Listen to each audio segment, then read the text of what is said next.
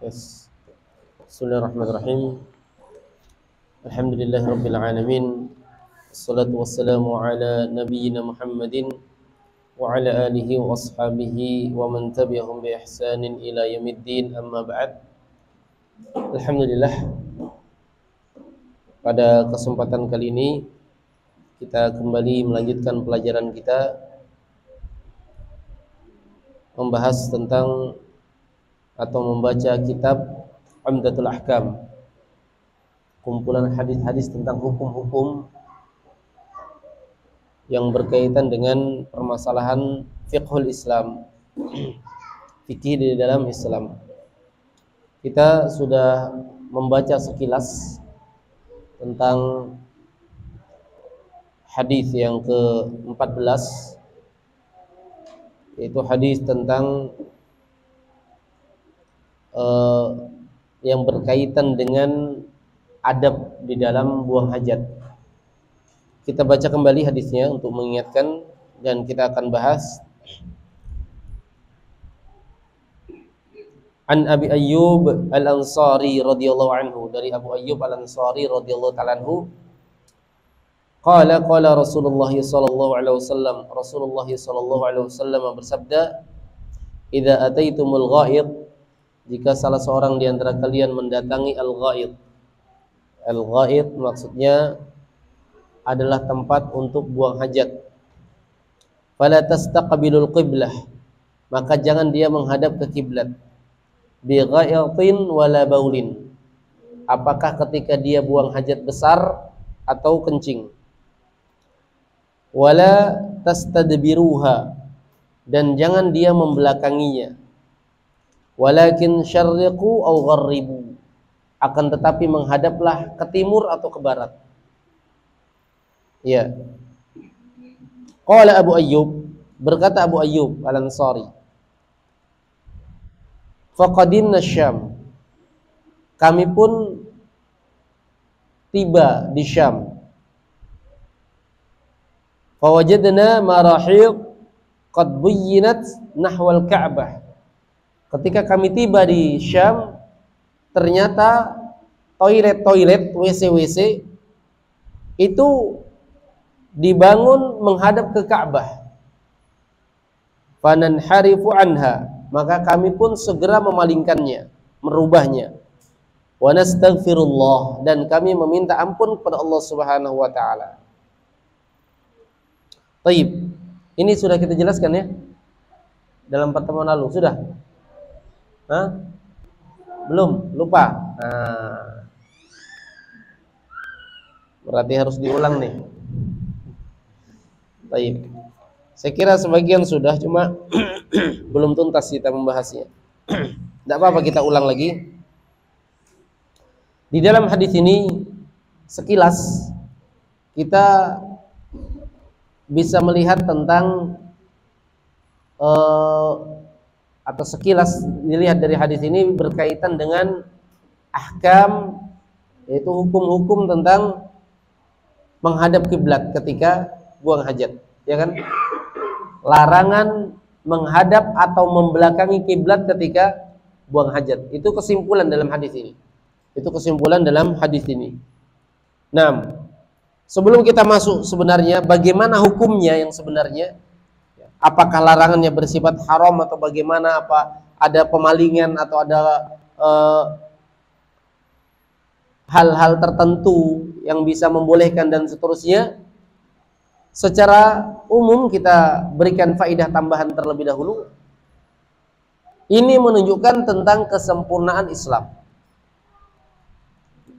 Bahwasanya Islam mengatur segala sesuatu sampai permasalahan buang hajat. Ini poin yang penting. Bahwasanya Islam mengatur segala sesuatu sampai permasalahan buang hajat. Menghadapnya kemana, ke arah mana, itu diatur di dalam Islam. Ya, diatur di dalam Islam. Ini merupakan keindahan Islam, mengatur segala sesuatu. Oleh sebab itulah ketika seorang datang kepada Salman Al-Farisi radhiyallahu ta'ala anhu, ya, seorang Yahudi datang. Yahudi ini bertanya, tapi pertanyaan yang seakan-akan mengejek. Dalam artian kalau jawaban apa? Kesempurnaan Islam. Lengkap sudah. Ya. Akhirnya terdiam orang Yahudi itu. Baik.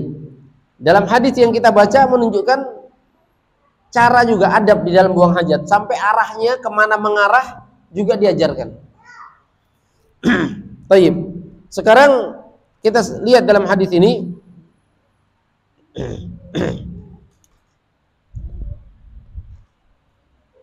Kata Nabi SAW, jika kalian mendatangi tempat untuk buang hajat, alhamdulillah, fala tastaqbilul qiblah, jangan kalian menghadap ke kiblat, wala tastadbiruha, dan jangan kalian membelakanginya. Jangan kalian membelakanginya. Apa hukumnya menghadap dan membelakangi kiblat ketika buang hajat? Sebagian ulama mengharamkan secara mutlak dengan dalil hadis Abu Ayyub ini. Mutlak, bagaimanapun kondisinya mutlak, nggak boleh ya, menghadap ke kiblat. Karena jelas, jangan kalian menghadap ke kiblat. Al aslu fin nawahi ya, at-tahrim. Asal dari larangan itu adalah menunjukkan haramnya. Bahkan Nabi mengatakan walakin syarriqu aw gharribu. Akan tetapi menghadaplah kalian ke timur atau ke barat. Maksudnya jangan menghadap kiblat. Ini dalam kondisi di waktu itu di Mekkah ya, di Madinah. Atau di Madinah. Jangan menghadap ke barat dan ke akan tapi menghadaplah ke timur dan ke barat, karena waktu itu timur dan barat bukan arah kiblat dan bukan yang berlawanan dengan kiblat. Kalau kita di sini akan tetapi menghadaplah kalian ke selatan atau ke utara, ya kan? Karena kiblat kita barat dan arah lawan kiblat kita timur, kan begitu ya?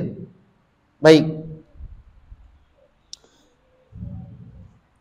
Sebagian ulama juga berpendapat boleh secara mutlak. Kenapa? Hadis yang kita bacakan tadi adalah hadis larangan, namun ada hadis yang membolehkan. Berarti kan kalau ada yang membolehkan, asalnya menghilangkan hukum haram, ya. Paling tidak mengurangi kadarnya menjadi makruh, ya. Atau bahkan menghapuskannya menjadi boleh. Ya. Taib. Apa dalilnya? Hadis Abdullah bin Umar. Kata Abdullah bin Umar, raqitu yauman ala baiti Hafsah. Suatu hari saya naik ke atas rumahnya Hafsah. Rumahnya Hafsah siapa? Rumahnya siapa? Rumahnya Rasulullah. Ya. Tapi Ibnu Umar berkata, saya naik ke atas rumahnya Hafsah. Ya. Kenapa kira-kira? Enggak disebut rumahnya Rasulullah. Pemilik rumah siapa? Hafsah atau Rasulullah? Hah? Kita baca dulu hadisnya, baru saya tanya lagi nanti. Saya naik ke rumahnya Hafsah, di atas rumahnya Hafsah. Naam. Faraitu Nabiyya sallallahu alaihi wasallam, maka aku melihat Nabi sallallahu alaihi wasallam dari atas kan, kelihatan ke bawah. Membuang hajat. Yastaqbilil qiblah, menghadap kiblat. Ya.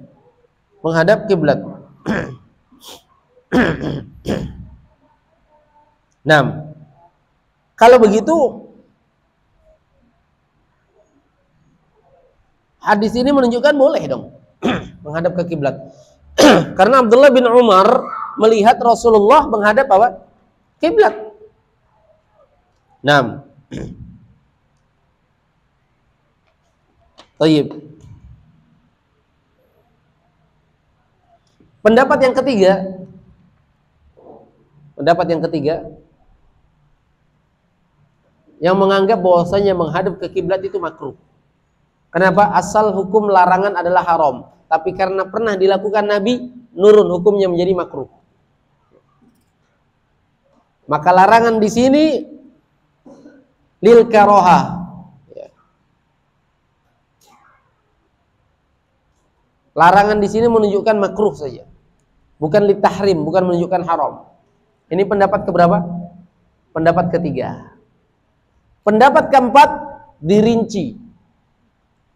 Diharamkan di kondisi terbuka, diharamkan di kondisi terbuka dan dibolehkan ketika ada penghalang. Dibolehkan ketika ada penghalang. Dan ini adalah kompromi dari kedua hadis, dan ini pendapat yang bagus. Pendapat ini yang kita kuatkan, ya. Walaupun kalau mampu untuk menghadapkan ke arah selain kiblat itu lebih bagus ya. Tapi dari sisi pembolehan boleh. Ya. Nabi melarang untuk menghadap kiblat, jelas larangannya, haram, tidak bisa dipalingkan. Abdullah bin Umar melihat Nabi di rumah dan tentunya terhalangi oleh tembok, ya kan?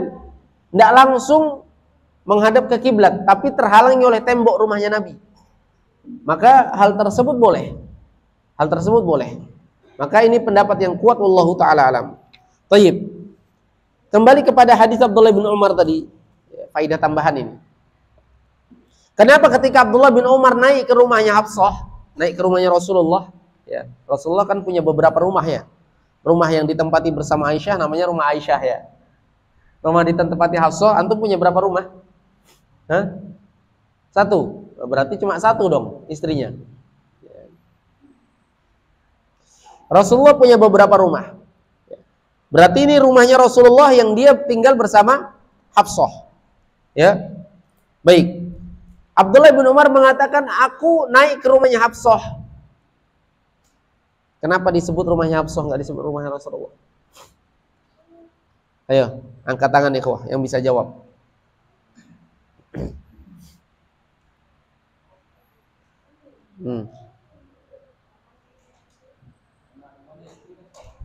Karena rumahnya istrinya, bukan rumah Rasulullah.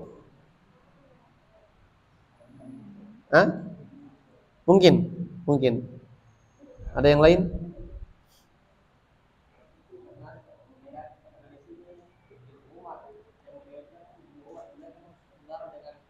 Ahsan, Masya Allah. Ini jawaban yang paling bagus. Abdullah bin Umar itu anaknya Umar. Hafsah apanya Umar? Hah? Apanya Umar? Apanya Umar Hafsah? Hah? Apanya Umar? Hafsah apanya Umar? Anaknya Umar juga, Hafsah bintu Umar. Berarti Abdullah dengan Hafsah apa? Bersaudara. Maka wajar kalau dia naik ke atap rumah saudaranya. Kalau antum naik ke atapnya tetangga wajar atau kurang ajar? Kurang ajar kan? Ya. Wajar Hafsah naik ke atap rumah karena dia mau menyebutkan sesuatu yang bersifat kalau dipandang orang merupakan aib, maka ketika itu punya saudaranya sendiri bukan aib. Ya enggak? Antum naik ke rumah atapnya tetangga aib atau bukan? Aib, nanti dikira maling antum. Tapi kalau ada ikhwah naik ke atap rumah saudaranya sendiri dianggap aib atau tidak? Tidak, mungkin ada genteng yang mau diperbaiki, ya kan? Maka dia katakan aku naik ke atap rumahnya Hafsah. Ya, saudaraku maksudnya. Wajar aku naik. Ya, ternyata aku melihat Nabi SAW membuang hajat, ya, dan menghadap ke bukan tujuan yang ngintip ya, nggak sengaja terlihat. Baik. Ini menunjukkan tentang bolehnya ketika terhalangi oleh bunyan, oleh bangunan.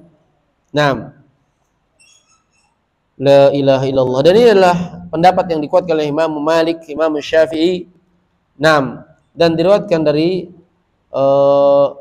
Abdullah bin Umar dan juga merupakan pendapat Imam Syafi'i, Ishaq, dan juga salah satu pendapat Imam Muhammad rahimahullahu taala. Baik.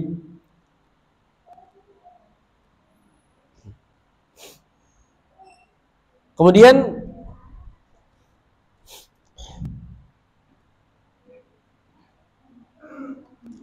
kalimat walakin syarriqu au gharribu, akan tetapi menghadaplah kalian ke timur atau ke barat.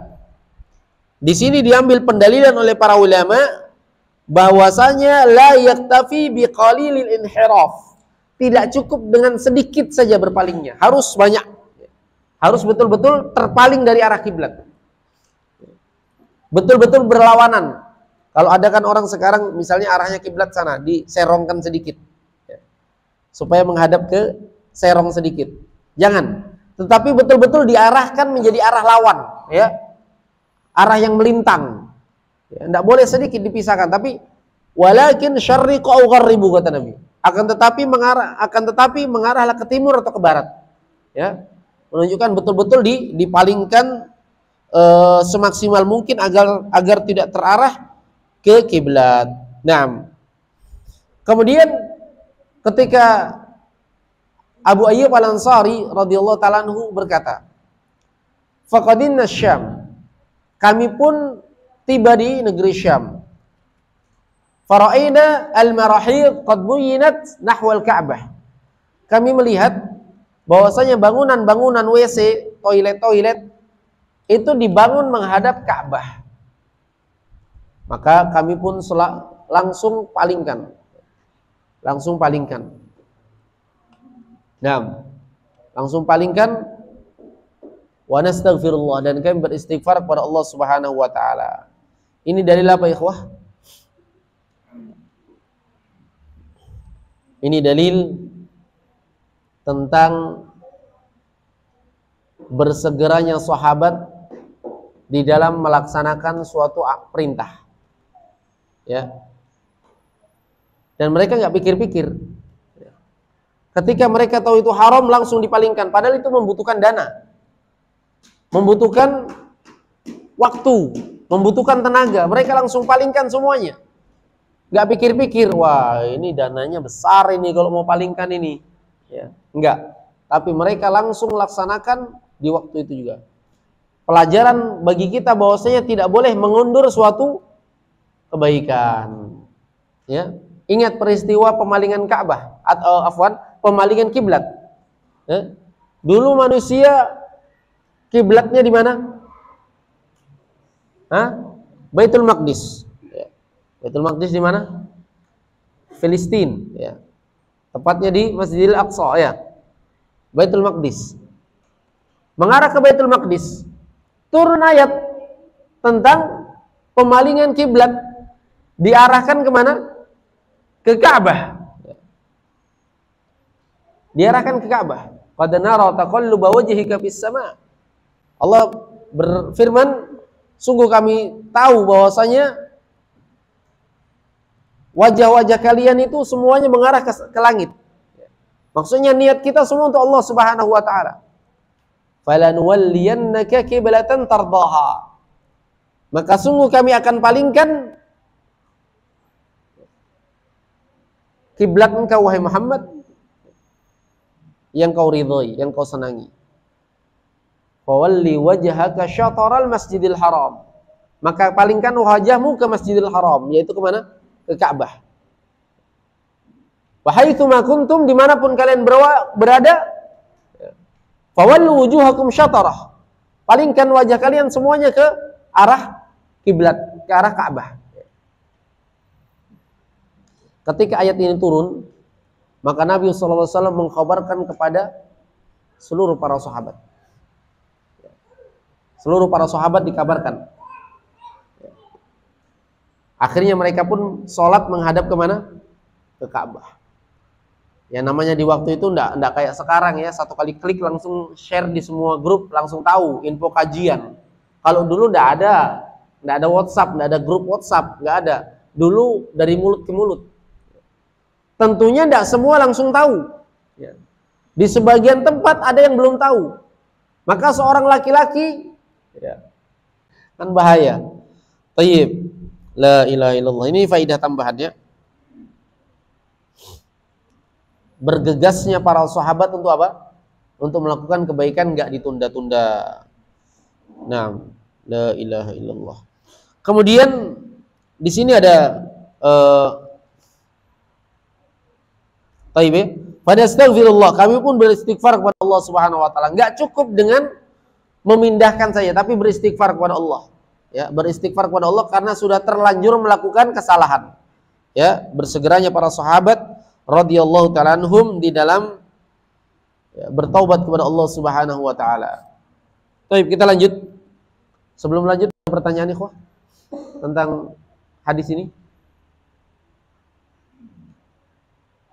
Tidak ada? Baik. Tentang arah? Tidak ada ya? Tidak ada masalah ya? Baik. Jadi kalau di base ada WC-nya, base-nya ngadap ke sana kemari nggak apa-apa ya? Nggak ya? Karena ada pembatas ya. Ada base, ada dinding yang membatasinya. Baik. Al-hadithul khamis atau al-hadithul khamisa asyar. Hadis yang ke-15.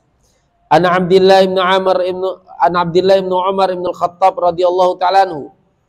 Dari Abdullah bin Umar bin Al-Khattab radhiyallahu ta'ala anhuma, raqitu yawman ala baiti Hafsah. Nah, ini hadis yang kita singgung tadi. Saya pernah manjat suatu hari di rumahnya Hafsah. Fara'aitun Nabiyya sallallahu alaihi wasallam yaqdi hajatahu mustaqbil asy-Syam. Aku melihat Nabi sallallahu alaihi wasallam, beliau membuang hajatnya menghadap ke Syam, mustadbiral Ka'bah, membelakangi Ka'bah. Kan yang dilarang menghadap dan membelakangi. Ternyata Nabi membelakangi. Ya. Dan penjelasannya sudah lewat. Bolehnya karena apa? Ada pembatas yang membatasinya. Nah, di suatu bangunan. Thayyib. Sekarang ada masalah yang lain, yaitu masalah membuat toilet, ya, tempat buang hajat fil buyut, di rumah. Boleh atau enggak? Nah, dulu kan enggak ada, dulu jarang. Ya, orang kalau buang hajat itu keluar. Ya. Dan di zaman Nabi SAW memang Nabi buang hajat di luar, menjauh dari tempat manusia. Itu asalnya. Ya, tapi kalau sekarang mau buang hajat menjauh dari manusia kemana? Ya, ya, kemana? Masa ke sungai? Sungai jauh dari sini ya? Sungai Jeneberang. Baik. Maka ada dibahas dalam permasalahan ini, dibahas dalam agama kita. Al-Imam Al-Bukhari, ya, menyebutkan bab khusus dalam sahihnya. Beliau berkata, babut tabarruz fil buyut. Bab membuat tempat untuk buang hajat di rumah. Ini menunjukkan tentang bolehnya. Nah, menunjukkan tentang bolehnya.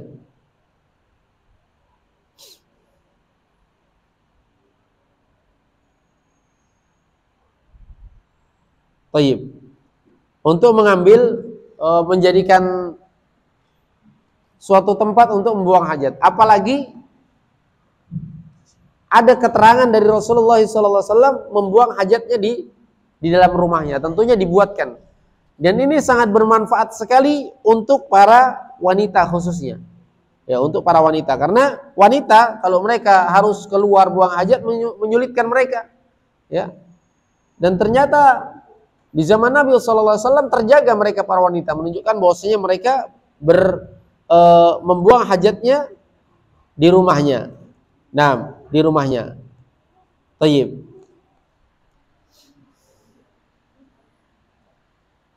Al-haditsus sadisa asyar. Hadis yang ke-16. Kita lanjut saja karena faidah yang tadi sudah. An Anas bin Malik radhiyallahu ta'ala anhu.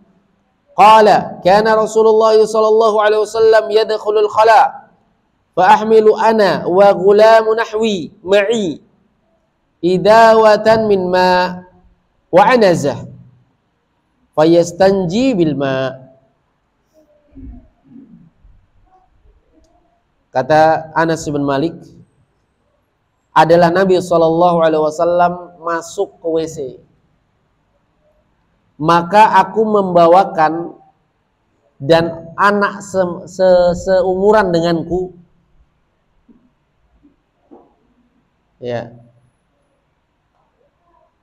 satu ciduk atau satu gayung air dan juga membawa kayu atau tongkat. Ya. Maka Nabi beristinja dengan air. Di dalam hadis ini ada beberapa fikih, ya. Nah, atau beberapa faidah. Yang pertama,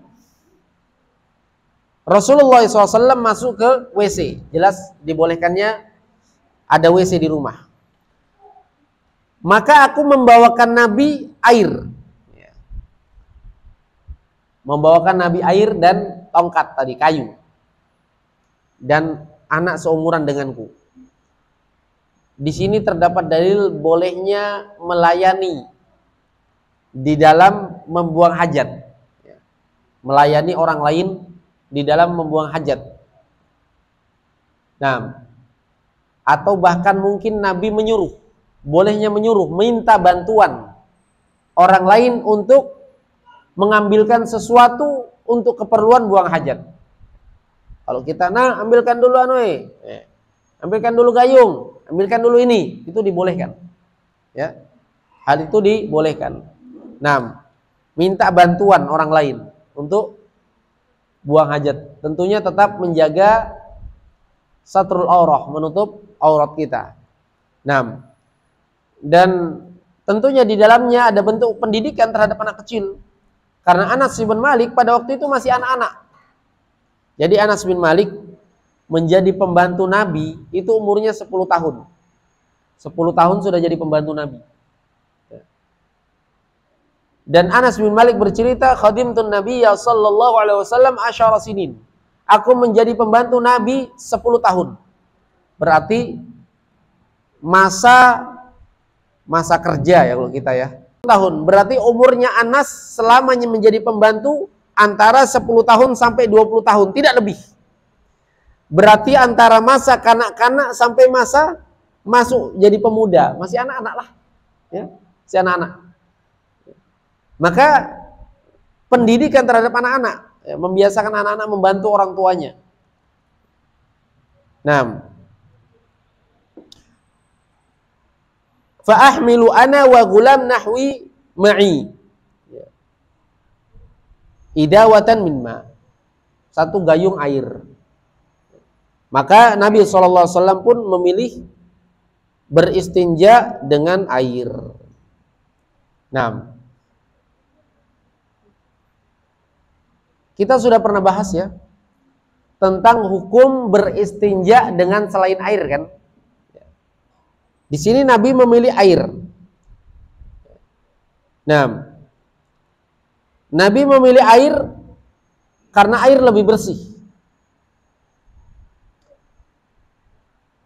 Beristinja itu boleh menggunakan air dan boleh menggunakan batu dan yang semisal dengan batu, yang fungsinya sama dengan batu. Ya. Para ulama berbeda pendapat, yang mana yang lebih utama. Ada yang mengatakan batu lebih utama, ada yang mengatakan air lebih utama. Nah, ada yang mengatakan batu lebih utama karena dalil-dalil yang berkaitan dengan istinja dengan batu. Ya. Nabi memerintahkan beristinja dengan batu. Ya, contohnya seperti hadis Salman yang kita baca tadi, wa nahana an nastanji bi aqalli min thalathati ahjar. Kami dilarang untuk beristinja dengan kurang dari 3 batu. Artinya kalau dengan batu, ya, menggunakan 3 minimalnya, berarti kan boleh. Dan penggunaan batu dibolehkan walaupun ada air. Ini berbeda dengan masalah tayamum, ya. Masalah tayamum kan, tayamum boleh kalau tidak ada air. Kalau ada air tidak boleh tayamum. Kalau batu boleh memilih. Boleh dengan batu saja, boleh dengan air saja, boleh dengan dua-duanya, silakan. Nah, tapi pembahasannya hanya mana yang lebih utama, dengan batu atau dengan air. Dengan batu atau yang dengan air? Kesimpulannya bahwasanya menggunakan air lebih utama. Kenapa? Karena menggunakan air bisa menghilangkan zat dan sifat. Sedangkan menggunakan batu hanya bisa menghilangkan zat dan tidak menghilangkan sifat. Ya enggak? Sifatnya najis jelas kan? Ada lengket-lengketnya. Itu dihilangkan kalau dengan batu? Enggak, ya. Tapi kalau dengan air hilang atau tidak? Hilang. Maka lebih sempurna menggunakan air karena dengan air hilang zat dan sifatnya. Sedangkan menggunakan batu hanya hilang zatnya, tidak sifatnya. Difahami? Baik. Sekarang, apakah kalau kita membahas tentang batu, apakah dia khusus hanya batu saja? Tidak. Tetapi yang dimaksud batu adalah segala hal yang berfungsi seperti batu, yaitu meresap. Kenapa bukan khusus batu? Karena Salman berkata, wa nahana an nastanji bi rawthin aw 'idham. Kami dilarang beristinja dengan menggunakan kotoran hewan, dan kami dilarang beristinja menggunakan tulang. Kalau Nabi larang disebut jenis-jenis yang dilarang, artinya yang lain boleh dong. Ya, yang lain boleh. Difahami? Baik. Kalau begitu boleh menggunakan kertas. Ya, tisu kalau kita. Boleh menggunakan daun. Tapi kebanyakan orang awam mereka menggunakan daun basah, harusnya daun kering. Karena lebih mirip sifatnya dengan batu kalau daun kering.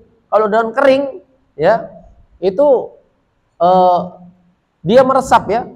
Meresap airnya, ya kan?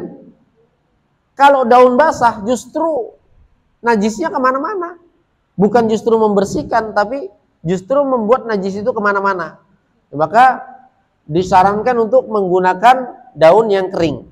Nah, demikian pula hal-hal yang lainnya. Ya, batu pilih-pilih, ya. Jangan sampai batu yang tajam, bahaya tuh. Ya. Sengsara nanti seumur hidup. Baik.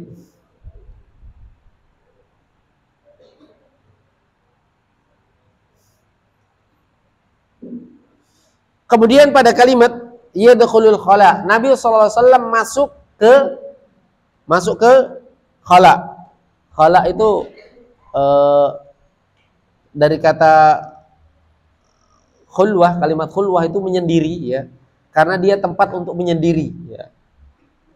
Nah, dan di dalam WC itu ada syaitan, ya. Sebagaimana telah lalu pembahasannya. Ya, makanya jangan sampai dijadikan tempat yang untuk berlama-lama, ya. Segera saja buang hajat, selesaikan hajat, selesai. Jangan main HP, WhatsAppan, nonton lagi di WC. Nah, ini bahaya nih. Anak-anak muda biasanya nih. Ya. Sampai digedor-gedor sama mamanya baru sadar. Apa kau bikin, nak? Ternyata nonton. Bahaya, tempatnya syaitan. Bersegera. Kalimat yadkhulul khala, masuk ke tempat menyendiri. Khala itu menyendiri. Di sini terdapat pelajaran harusnya seseorang itu untuk taba'ud, menjauh atau menyingkir dari manusia sehingga wattasatur, dan dia menghijabi dirinya. Ya. Kalau dia misalnya di tempat terbuka, dia suruh orang untuk menutupinya. Seperti Nabi pernah kencing dan disuruh Hudzaifah untuk melindunginya, ya, menjaga jangan sampai ada orang lain melihatnya. Ini pentingnya tasatur, berlindung, ya, berhijab. Dan fungsi daripada khala, yadkhulul khala, Nabi masuk khala, adalah untuk tasatur, untuk apa? Untuk menyendiri dan agar tidak terlihat oleh orang lain. Nah, tayyib. Supaya tidak nampak, ya, ketika seorang buang hajatnya. Tayyib. Masuk waktu jam berapa? Sudah? Sudah masuk? Hah? Sedikit lagi. Nah, taib.